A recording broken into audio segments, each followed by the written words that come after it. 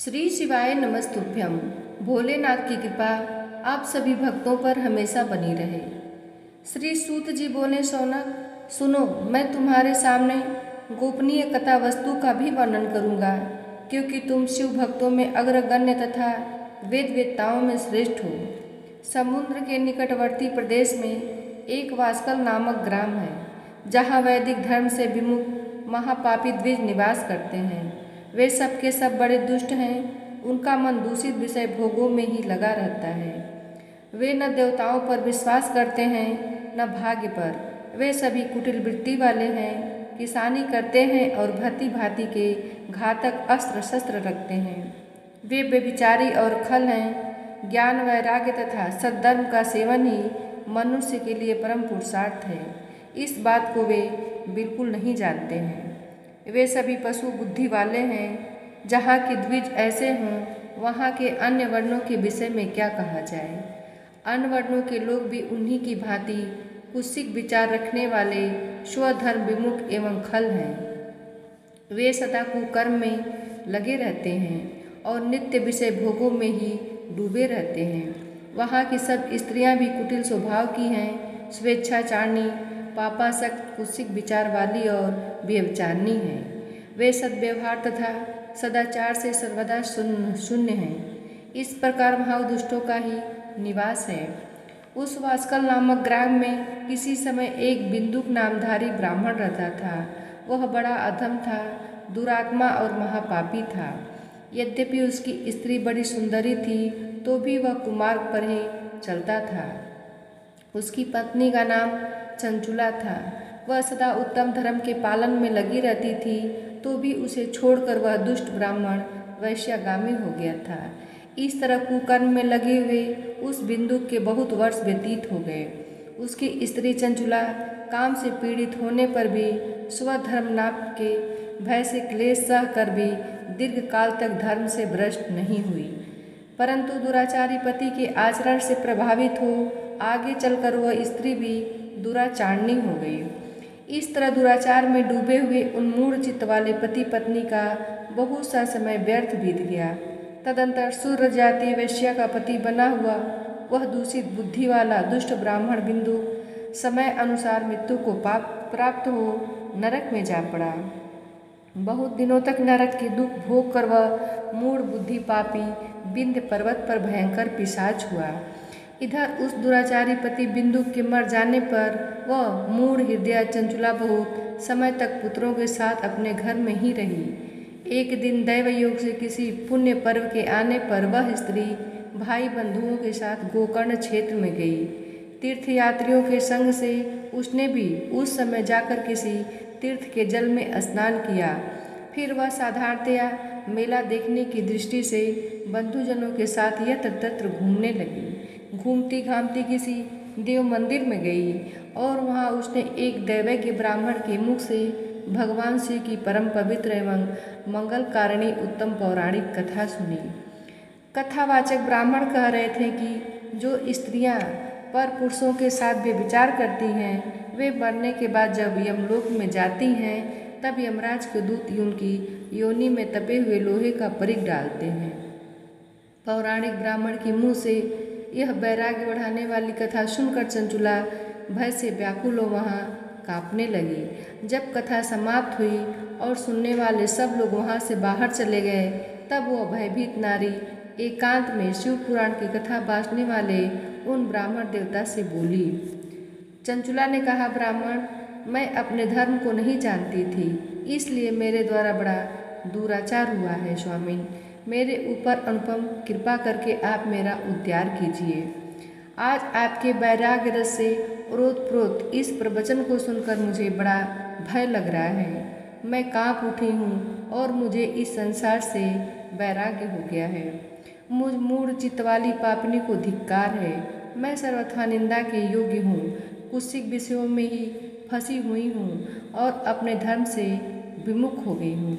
हाय, न जाने किस किस घोर कष्टदायक दुर्गति में मुझे पड़ना पड़ेगा और वहाँ कौन बुद्धिमान पुरुष कुमार्ग में मन लगाने वाले मुझ पापनी का साथ देगा। मृत्यु काल में उन भयंकर यमदूतों को मैं कैसे देखूंगी। जब वे बलपूर्वक मेरे गले में फंदे डालकर मुझे बांधेंगे, तब मैं कैसे धीरज धारण कर सकूंगी। नरक में जब मेरे शरीर के टुकड़े टुकड़े किए जाएंगे, उस समय विशेष दुख देने वाली उस महान यातना को वहाँ मैं कैसे सहूंगी। हाय, मैं मारी गई, मैं जल गई, मेरा हृदय विदीर्ण हो गया और मैं सब प्रकार से नष्ट हो गई, क्योंकि मैं हर तरह से पाप में ही डूबी रही हूँ। ब्राह्मण, आप ही मेरे गुरु, आप ही माता और आप ही पिता हैं। आपकी शरण में आई हुई मुझ दीन अबला का आप ही उद्धार कीजिए, उद्धार कीजिए। सूत जी कहते हैं, शौनक, इस प्रकार खेद और वैराग्य से युक्त हुई चंचुला ब्राह्मण देवता के दोनों चरणों में गिर पड़ी। तब उन बुद्धिमान ब्राह्मण ने कृपा पूर्वक उसे उठाया और इस प्रकार कहा। ब्राह्मण बोले, नारी, सौभाग्य की बात है कि भगवान शंकर की कृपा से शिव पुराण की इस वैराग्य युक्त कथा को सुनकर तुम्हें समय पर चेत हो गया है। ब्राह्मण पत्नी, तुम डरो मत, भगवान शिव के शरण में जाओ। शिव की कृपा से सारा पाप तत्काल नष्ट हो जाता है। मैं तुमसे भगवान शिव की कीर्ति कथा से युक्त उस परम वस्तु का वर्णन करूँगा, जिससे तुम्हें सदा सुख देने वाली उत्तम गति प्राप्त होगी। शिव की उत्तम कथा सुनने से ही तुम्हारी बुद्धि इस तरह पश्चाताप से युक्त एवं शुद्ध हो गई है, साथ ही तुम्हारे मन में विषयों के प्रति वैराग्य हो गया है। तत्पश्चात ही पाप करने वाले पापियों के लिए सबसे बड़ा प्रायश्चित है। सत्पुरुषों ने सबके लिए पश्चाताप को ही समस्त पापों का शोधक बताया है। पश्चाताप से ही पापों की शुद्धि होती है। जो पश्चाताप करता है वही वास्तव में पापों का प्रायश्चित करता है, क्योंकि सत्पुरुषों ने समस्त पापों की शुद्धि के लिए जैसे प्रायश्चित का उपदेश किया है, वह सब पश्चाताप से संपन्न हो जाता है। जो पुरुष विधि पूर्वक प्रायश्चित करके निर्भय हो जाता है, पर अपने कुकर्म के लिए पश्चाताप नहीं करता, उसे प्रायः उत्तम गति प्राप्त नहीं होती है। परंतु जिसे अपने कुकृत्य हार्दिक पश्चाताप होता है, वह अवश्य उत्तम गति का भागी होता है, इसमें संशय नहीं है। इस शिव पुराण की कथा सुनने से जैसी चित्त शुद्धि होती है, वैसी दूसरे उपायों से नहीं होती। जैसे दर्पण साफ करने पर निर्मल हो जाता है, उसी प्रकार इस शिव पुराण की कथा से चित्त अत्यंत शुद्ध हो जाता है, इसमें संशय नहीं है। मनुष्यों के शुद्ध चित्त में जगदम्बा पार्वती सहित भगवान शिव विराजमान रहते हैं। इससे वह विशुद्ध आत्मा पुरुष श्री श्याम सदाशिव के पद को प्राप्त होता है। इस उत्तम कथा का श्रवण समस्त मनुष्यों के लिए कल्याण का बीज है। अतः यथा उचित शास्त्रोक्त मार्ग से इसकी आराधना अथवा सेवा करनी चाहिए। यह भव बंधन रूपी रोग का नाश करने वाली है। भगवान शिव की कथा को सुनकर फिर अपने हृदय में उसका मनन एवं निधि ध्यासन करना चाहिए। इससे पूर्णतया चित्त शुद्धि हो जाती है। चित्त शुद्धि होने से महेश्वर की भक्ति अपने दोनों पुत्रों ज्ञान और वैराग्य के साथ निश्चय ही प्रकट होती है। तत्पश्चात महेश्वर के अनुग्रह से दिव्य मुक्ति प्राप्त होती है, इसमें संशय नहीं है। जो मुक्ति से वंचित है उसे पशु समझना चाहिए, क्योंकि उसका चित्त माया के बंधन में आसक्त है। वह निश्चय ही संसार बंधन से मुक्त नहीं हो पाता। ब्राह्मण पत्नी, इसलिए तुम विषयों से मन को हटा लो और भक्ति भाव से भगवान शंकर की इस परम पावन कथा को सुनो। परमात्मा शंकर की इस कथा को सुनने से तुम्हारे चित्त की शुद्धि होगी और इससे तुम्हें मोक्ष की प्राप्ति हो जाएगी। जो निर्मल चित्त से भगवान शिव के चरना बिंदों का चिंतन करता है, उसकी एक ही जन्म में मुक्ति हो जाती है। यह मैं तुमसे सत्य सत्य कहता हूँ। सूत जी कहते हैं, शौनक, इतना कहकर वे श्रेष्ठ शिव भक्त ब्राह्मण चुप हो गए। उनका हृदय करुणा से आर्द्र हो गया था।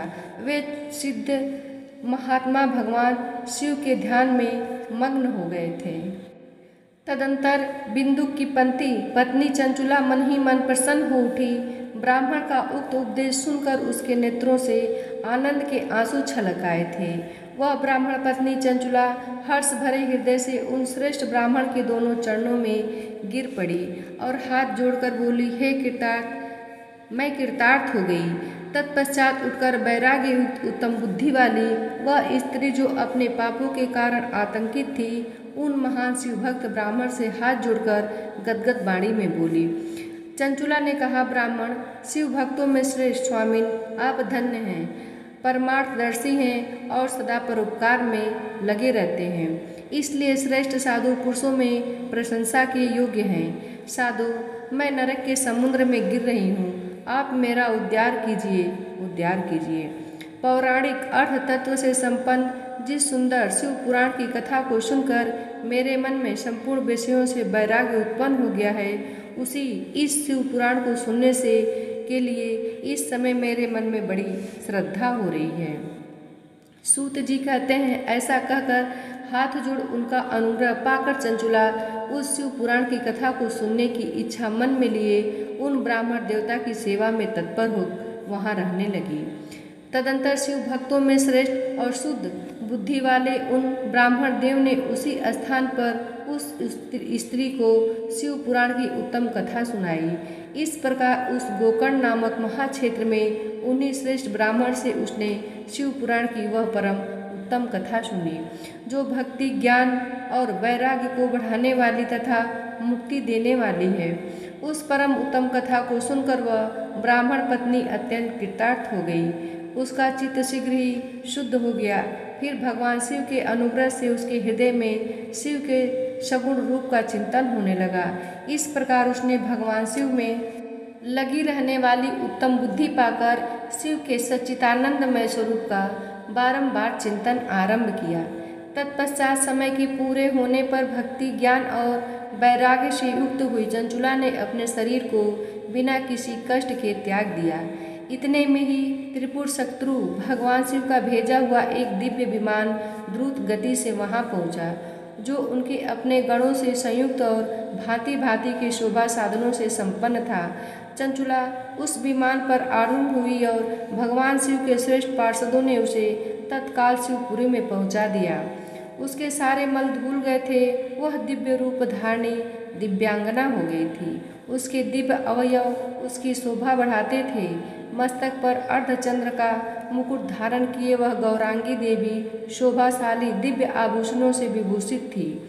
शिवपुरी में पहुंचकर उसने सनातन देवता त्रिनेत्रधारी महादेव जी को देखा। सभी मुख्य देवता उनकी सेवा में खड़े थे। गणेश, भृंगी, नंदीश्वर तथा वीरभद्रेश्वर आदि उनकी सेवा में उत्तम भक्ति भाव से उपस्थित थे। उनकी अंग कांति करोड़ों सूर्यों के समान प्रकाशित हो रही थी। कंठ में नील चिन्ह शोभा पाता था। 5 मुख और प्रत्येक मुख में 3-3 नेत्र थे। मस्तक पर अर्धचंद्राकार मुकुट शोभा देता था। उन्होंने अपने वामांग भाग में गौरी देवी को बिठा रखा था, जो विद्युत पुंज के समान प्रकाशित थीं। गौरीपति महादेव जी की कांति कर्पूर के समान गौर थी। उनका सारा शरीर श्वेत भस्म से भासित था। शरीर पर श्वेत वस्त्र शोभा पा रहे थे। इस प्रकार परम उज्ज्वल भगवान शंकर का दर्शन करके वह ब्राह्मण पत्नी चंचुला बहुत प्रसन्न हुई। अत्यंत प्रीतियुक्त होकर उसने बड़ी उतावली के साथ भगवान को बारंबार प्रणाम किया। फिर हाथ जोड़कर वह बड़े प्रेम, आनंद और संतोष से युक्त हो विनीत भाव से खड़ी हो गई। उसके नेत्रों से आनंद आंसुओं की अविरल धारा बहने लगी तथा संपूर्ण शरीर में रोमांच हो गया।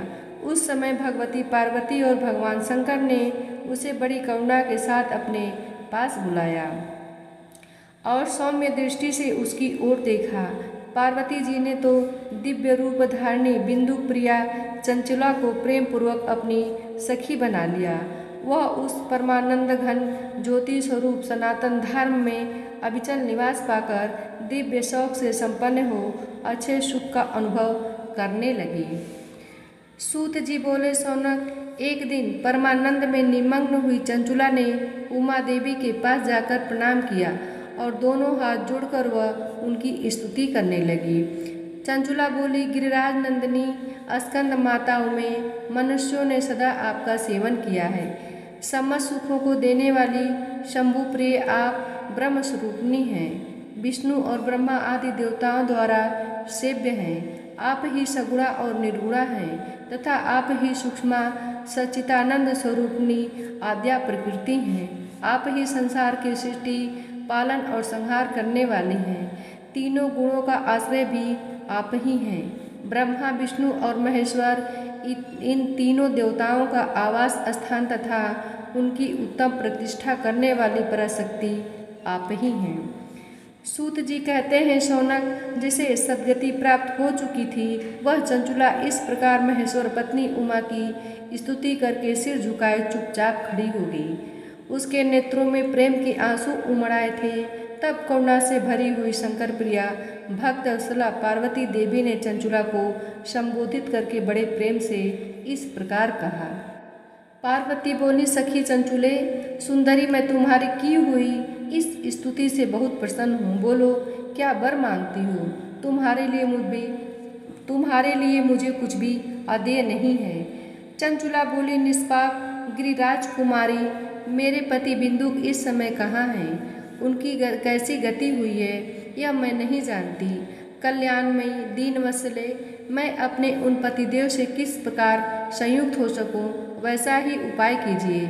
महेश्वरी, महादेवी, मेरे पति एक शूद्र जाति वैश्या के प्रति आसक्त थे और पाप में ही डूबे रहते थे। उनकी मृत्यु मुझसे पहले ही हो गई थी। न जाने वे किस गति को प्राप्त हुए। गिरिजा बोली, बेटी, तुम्हारा बिंदु नाम वाला पति बड़ा पापी था। उसका अंतःकरण बड़ा ही दूषित था। वैश्या का उपभोग करने वाला वह महामूढ़ मरने के बाद नरक में पड़ा। अगणित वर्षों तक नरक में नाना प्रकार के दुख भोग कर वह पाप आत्मा अपने शेष पाप को भोगने के लिए विंध्य पर्वत पर पिशाच हुआ है। इस समय वह पिशाच अवस्था में ही है और नाना प्रकार के क्लेश उठा रहा है। वह दुष्ट वहीं वायु पीकर रहता है और सदा सब प्रकार के कष्ट सहता है। सूत जी कहते हैं, शौनक, गौरी देवी की यह बात सुनकर उत्तम व्रत का पालन करने वाली चंचुला उस समय पति के महान दुख से दुखित हो गई। फिर मन को स्थिर करके उस ब्राह्मण पत्नी ने व्यथित हृदय से महेश्वरी को प्रणाम करके पुनः पूछा। चंचुला बोली, महेश्वरी, महादेवी, मुझ पर कृपा कीजिए और दूषित कर्म करने वाले मेरे उस दुष्ट पति का अब उद्धार कर दीजिए। देवी, कुत्सित बुद्धि वाले मेरे पति पाप आत्मा किस उपाय से उस गति को प्राप्त हो सकती है, यह शीघ्र बताइए। आपको नमस्कार है। पार्वती ने कहा, तुम्हारा पति यदि शिव पुराण की पुण्यमयी उत्तम कथा सुने तो सारी दुर्गति को पार करके वह उत्तम गति का भागी हो सकता है। अमृत के समान मधुर अक्षरों से युक्त गौरी देवी का यह वचन आदर पूर्वक सुनकर चंचुला ने हाथ जोड़कर मस्तक झुकाकर उन्हें बारंबार प्रणाम किया और अपने पति के समस्त पापों की शुद्धि तथा उत्तम गति की प्राप्ति के लिए पार्वती देवी से यह प्रार्थना की कि मेरे पति को शिव पुराण सुनाने की व्यवस्था होनी चाहिए। उस ब्राह्मण पत्नी के बारंबार प्रार्थना करने पर शिवपुरी प्रिया गौरी देवी को बड़ी दया आई। उन भक्तवत्सला महेश्वरी गिरिराज कुमारी ने भगवान शिव की उत्तम कीर्ति का गान करने वाले गंधर्व राज तुम्बुरु को बुलाकर उनसे प्रसन्नतापूर्वक इस प्रकार कहा, तुम्बुरु, तुम्हारी भगवान शिव में प्रीति है। तुम मेरे मन की बातों को जानकर मेरे अभिष्ट कार्यों को सिद्ध करने वाले हो, इसलिए मैं तुमसे एक बात कहती हूँ, तुम्हारा कल्याण हो। तुम मेरी इस सखी के साथ शीघ्र ही विंध्य पर्वत पर जाओ। वहाँ एक महाघोर और भयंकर पिशाच रहता है। उसका वृत्तांत तुम आरंभ से ही सुनो। मैं तुमसे प्रसन्नतापूर्वक सब कुछ बताती हूँ। पूर्व जन्म में वह पिशाच बिंदुक नामक ब्राह्मण था। मेरी इस सखी चंचुला का पति था, परंतु वह दुष्ट वैश्यागामी हो गया। स्नान, संध्या आदि नित्य कर्म छोड़कर अपवित्र रहने लगा। क्रोध के कारण उसकी बुद्धि पर मूढ़ता छा गई थी। वह कर्तव्यता और कर्तव्य का विवेक नहीं कर पाता था। अभक्ष्य भक्षण, सज्जनों से द्वेष और दूषित वस्तुओं का दान लेना, यही उसका स्वाभाविक कर्म बन गया था। वह अस्त्र शस्त्र लेकर हिंसा करता, बाएं हाथ से खाता, दीनों को सताता और क्रूरतापूर्वक पराए घरों में आग लगा देता था। चांडालों से प्रेम करता और प्रतिदिन वैश्या के संपर्क में रहता था। बड़ा दुष्ट था। वह पापी अपनी पत्नी का परित्याग करके दुष्टों के संग में ही आनंद मनाता था। वह मृत्यु पर्यंत दुराचार में ही फंसा रहा। फिर अंतकाल आने पर उसकी मृत्यु हो गई। वह पापियों के भोग स्थान घोर यमपुर में गया और वहाँ बहुत से नरकों का उपभोग करके वह दुष्ट आत्मा जीव इस समय विंध्य पर्वत पर पिशाच बना हुआ है। वहीं वह दुष्ट पिशाच अपने पापों का फल भोग रहा है। तुम उसके आगे यत्नपूर्वक शिव पुराण की उस दिव्य कथा का प्रवचन करो जो परम पुण्यमयी तथा समस्त पापों का नाश करने वाली है। शिव पुराण की कथा का श्रवण सबसे उत्कृष्ट पुण्य कर्म है। उससे उसका हृदय शीघ्र ही समस्त पापों से शुद्ध हो जाएगा और वह प्रेत योनि का परित्याग कर देगा। उस दुर्गति से मुक्त होने पर बिंदुक नामक पिशाच को मेरी आज्ञा से विमान पर बिठाकर तुम भगवान के शिव समीप ले आओ। सूत जी कहते हैं, शौनक महेश्वरी उमा के इस प्रकार आदेश देने पर गंधर्वराज तुम्बुरु मन ही मन बड़े प्रसन्न हुए। उन्होंने अपने भाग्य की सराहना की।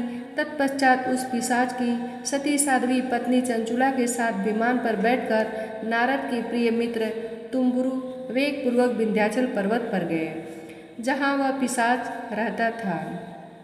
वहाँ उन्होंने उस पिशाच को देखा। उसका शरीर विशाल था, ठोड़ी बहुत बड़ी थी। वह कभी हंसता, कभी रोता और कभी उछलता था। उसकी आकृति बड़ी विकराल थी। भगवान शिव की उत्तम कृति का गान करने वाले महाबली तुम्बुरु ने उस अत्यंत भयंकर पिशाच को पासों द्वारा बांध लिया। तदंतर तुम्बुरु ने शिव पुराण की कथा बाँचने का निश्चय करके महोत्सव युक्त स्थान और मंडप आदि की रचना की। इतने में ही संपूर्ण लोकों में बड़े वेग से यह प्रचार हो गया कि देवी पार्वती की आज्ञा से एक पिशाच का उद्धार करने के उद्देश्य से शिव पुराण की उत्तम कथा सुनाने के लिए तुम्बुरु विंध्य पर्वत पर गए हैं। फिर तो उस कथा को सुनने के लोभ से बहुत से देवर्षि और शीघ्र भी वहां आ पहुँचे। आदरपूर्वक शिव पुराण सुनने के लिए आए हुए लोगों का उस पर्वत पर बड़ा अद्भुत और कल्याणकारी समाज जुट गया। फिर तुम्बुरु ने उस पिशाच को पासों से बांधकर आसन पर बिठाया और हाथ में बीड़ा लेकर गौरीपति की कथा का गान आरंभ किया। पहली अर्थात विद्येश्वर संहिता से लेकर 7वीं वायु संहिता तक महात्म्य सहित शिव पुराण की कथा का उन्होंने स्पष्ट वर्णन किया। 7 संहिताओं सहित शिव पुराण का आदरपूर्वक श्रवण करके वे सभी श्रोता पूर्णतः कृतार्थ हो गए। उस परम पुण्यमय शिव पुराण को सुनकर उस पिशाच ने अपने सारे पापों को धोकर उस पैशाचिक शरीर को त्याग दिया। फिर तो शीघ्र ही उसका रूप दिव्य हो गया। अंग कांति गौरवर्ण की हो गई। शरीर पर श्वेत वस्त्र तथा सब प्रकार के पुरुषोचित आभूषण उसके अंगों को उद्दासित करने लगे। वह त्रिनेत्रधारी चंद्रशेखर रूप हो गया। इस प्रकार दिव्य देहधारी होकर श्रीमान बिंदुक अपनी प्राण वल्लभा चंचुला के साथ स्वयं भी पार्वती वल्लभ भगवान शिव का गुणगान करने लगा। उसकी स्त्री को इस प्रकार दिव्य रूप से सुशोभित देख वे सभी देवर्षि बड़े विस्मित हुए। उनका चित्त परमानंद से परिपूर्ण हो गया। भगवान महेश्वर का वह अद्भुत चरित्र सुनकर वे सभी श्रोता परम कृतार्थ हो प्रेम पूर्वक श्री शिव का यशोगान करते हुए अपने अपने धाम को चले गए। दिव्य रूपधारी श्रीमान बिंदुक भी सुंदर विमान पर अपनी प्रियतमा के पास बैठकर सुखपूर्वक आकाश में स्थित हो बड़ी शोभा पाने लगा। तदंतर महेश्वर के सुंदर एवं मनोहर गुणों का गान करता हुआ वह अपनी प्रियतमा तथा तुम्बुरु के साथ शीघ्र ही शिव धाम में जा पहुँचा। वहाँ भगवान महेश्वर तथा पार्वती देवी ने प्रसन्नतापूर्वक बिंदु का बड़ा सत्कार किया और उसे अपना पार्षद बना लिया। उसकी पत्नी चंचुला पार्वती देवी की सखी हो गई। उस घनीभूत ज्योति स्वरूप परमानंदमय सनातन धाम में अविचल निवास पाकर वे दोनों दंपति परम सुखी हो गए। अब सुनते हैं शंकर जी की आरती। ओम जय शिवे ओंकारा, ओम जय शिवे ओंकारा, ब्रह्मा विष्णु सदा शिव अर्धांगी धारा। ओम जय शिवे ओंकारा, एकानन चतुरानन पंचानन राजे, हंसासन गरुड़ासन वृषवाहन साजे। ओम जय शिव ओंकारा, 2 भुज 4 चतुर्भुज 10 भुज अति सोहे, तीनों रूप निरखते त्रिभुवन जन मोहे। ओम जय शिव ओमकारा। अंशमाला बनमाला मुंडमाला धारी, त्रिपुरारी कंसारी करमाला धारी। ओम जय शिव ओमकारा। श्वेतांबर पीतांबर बागंबर अंगे, सनकादिक ब्रह्मादिक भूतादिक संगे। ओम जय शिव ओमकारा। कर मध्य कमंडल चक्र त्रिशूलधारी, सुखकारी दुखहारी जगपालनकारी। ओम जय शिव ओमकारा। ब्रह्मा विष्णु सदा शिव जानत अविवेका, प्रणाम अक्षर में शोभित ये तीनों एका। ओम जय शिव ओमकारा। त्रिगुण स्वामी की आरती जो कोई नर गावे, कहत शिवानंद स्वामी सुख संपत्ति पावे। ओम जय शिव ओमकारा।